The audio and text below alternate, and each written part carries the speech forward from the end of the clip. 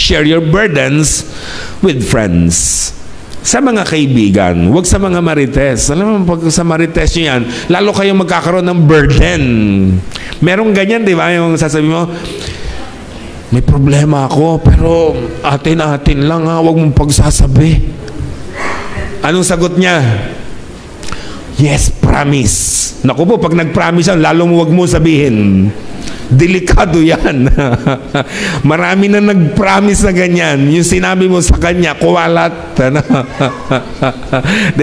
So, parang meron kayong nakaraan.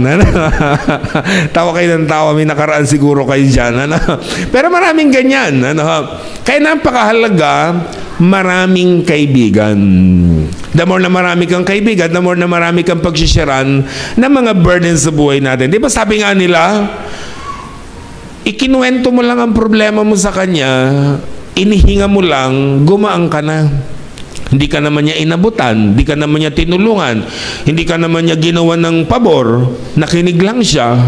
Pero ang laki-laki ng partisipasyon niya para gumaan ang pakiramdam mo. Kasi napakahalaga na meron tayong pinagsisiraan ng anumang mga dalahin natin sa buhay. That's why it is very important to have friends. To have more friends.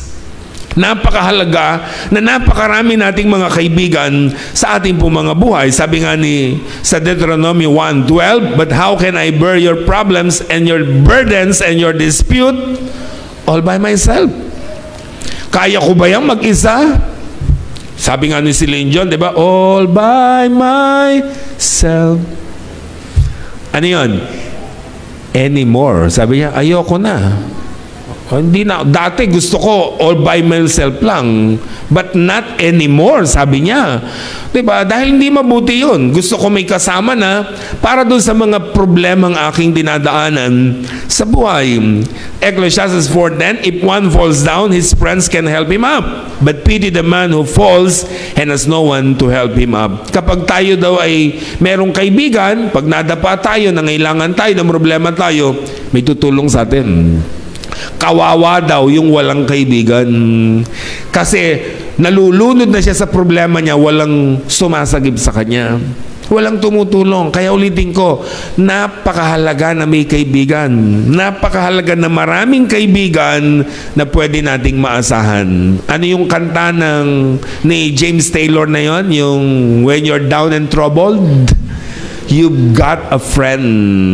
Diba sabi niya, you just call out my name and you know wherever I am, I'll come running to see you again. Diba? Ang ganda-ganda nung kanta.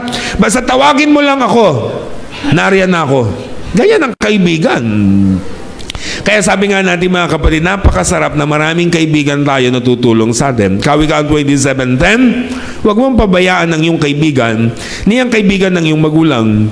Kung ikaw ay nagigipit, huwag sa kapatid lalapit. Higit na mabuti ang kapit bahay na malapit kaysa isang malayong kapatid. Napakarunong ni Haring Solomon. Ano yung tinuturuan niya tayo makipagkaibigan sa malalapit? Bakit? Kasi sabi niya, anin mo ang kapatid mo kung malayo sa iyo. Nasa ibang bansa siya, nasa ibang probinsya siya. May problema ka, nangangailangan ka na ngayon. Sino nga asahan mo? Yung malapit.